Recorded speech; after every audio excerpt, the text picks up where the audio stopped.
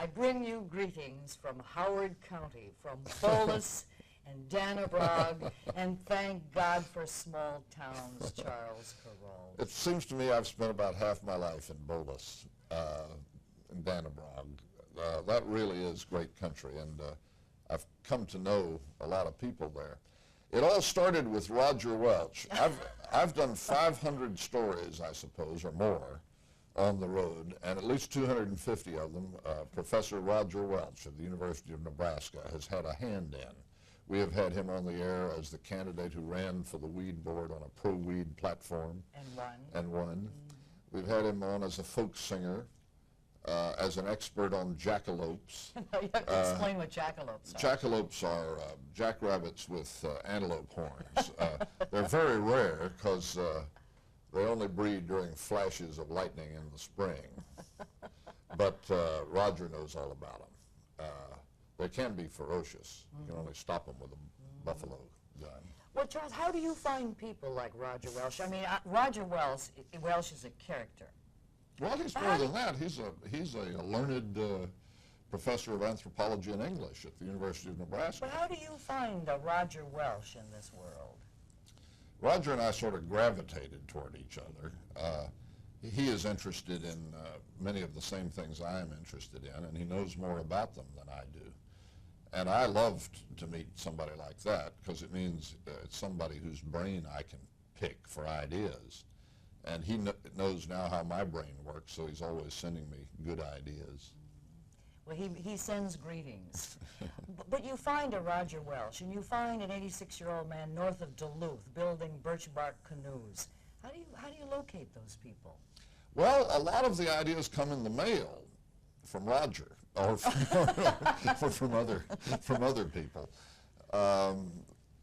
It's, you know, people are sort of on to what I do now, these on-the-road stories, and they will say, you know, he has never been here to do a story about this woman who carves fiddles who lives down the road, and they'll take pen in hand and write me and suggest it. Do you send out an advance crew then at that point to really check it out? No, I check it out sort of by sixth sense. I have a feeling for when these stories are going to work out. We try very hard to stay away from things like researchers and advance crews because that takes all the fun of it away. Now, with the American parade beginning and my presence being required more and more in New York, I suppose we will be working with more help than ever before. It used to be always has been, just three of us wandering around in an old bus. Are you still with the same crew? Yeah, all these years. 1,000,000 miles, and you've worn out 5 RVs? Yeah, many of them on the back roads of Nebraska and Wyoming. You have said that Highway 2 from Grand Island to Alliance is one of the most beautiful roads, back roads in the United States. Well, it struck me that way one day, you know. I just remember my heart beating faster. It was in the wildflower season, driving along through there. I have fallen in love with about every part of every state at one time or another.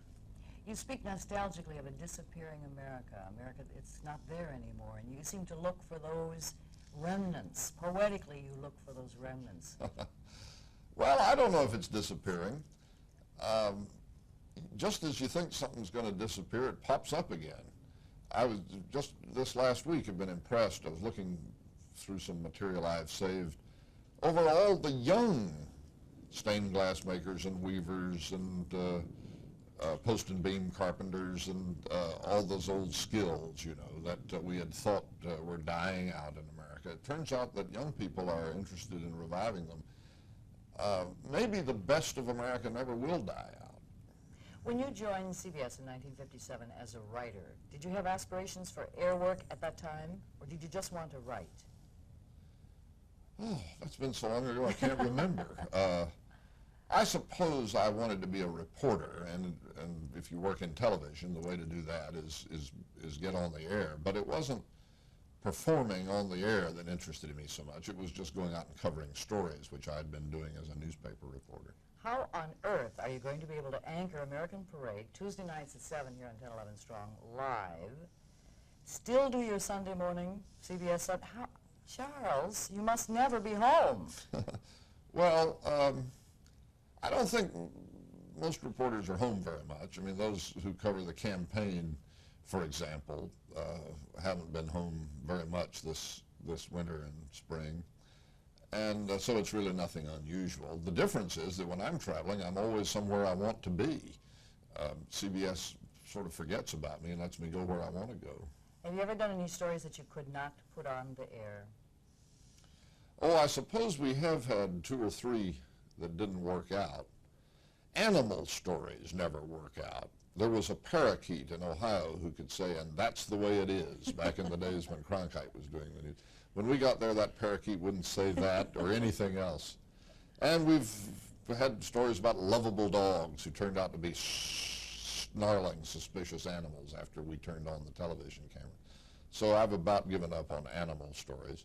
But once we start shooting a story, by and large, it gets on the air. Mainly for the reason that if we don't use it this week, why heck, we can use it next week. You know, it's not dated. We're so glad to be able to see you at night again for a full hour. And Art Buchwald is going to be joining him. Heaven help us.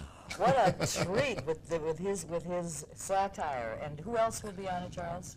Well, we're going to have a shifting number of people. I think sooner or later, about all the good CBS News correspondents will make an appearance, but especially Diane Sawyer and Bill Curtis, Andy Lack, whose work you haven't seen yet, but whose work you're going to like a lot, and Mort Dean, good, reliable Mort Dean will be on, and Maria Shriver and others. You know, you're such a comfortable person. I don't know why your name is still Charles. They don't call you Charlie or Chuck. Charles seems so formal for the warm person that you are. They don't call you Charlie? Oh, sure. Lots of people call me Charlie. Or in the Middle West, they call you Chuck. Minnesota especially. If your name is Charles, just forget it. You're going to be Chuck. Charles Kuralt, what a pleasure to meet you. Thanks, We'll be looking forward to seeing him Wednesdays, 7 p.m. for The Crossroads here on KGIN-11.